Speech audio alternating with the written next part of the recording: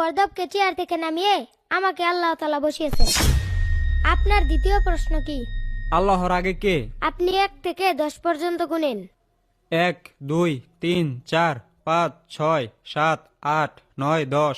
আবার 10 থেকে নিচ দিকে গুনে আসেন। 10 9 8 7 6 5 4 3 2 1 0। কি হলো, থেমে গেলেন কেন? শূন্যের আগে আর কি আছে, কি বলবো? সামান্য সংখ্যা আছে এটা যদি বলতে না পারেন, তাহলে আল্লাহ তাআলার আগে কি আছে এটা আপনি কিভাবে বের করবেন? আপনার তৃতীয় প্রশ্ন কি বলেন? আল্লাহ তাআলার সাথে রাসূল সাল্লাল্লাহু আলাইহি সাল্লাম আকাশের কোন দরজা দিয়ে সাক্ষাৎ করেন?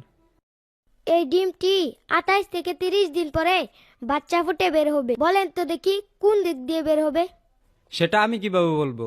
মুরগি যে দিক দিয়ে ফুটো করবে সেদিক দিয়ে বাচ্চা বের হবে। ঠিক কোন দিক থেকে বের হবে? এর উত্তর আমার জানা নেই। ঠিক তেমনই আল্লাহ তাআলা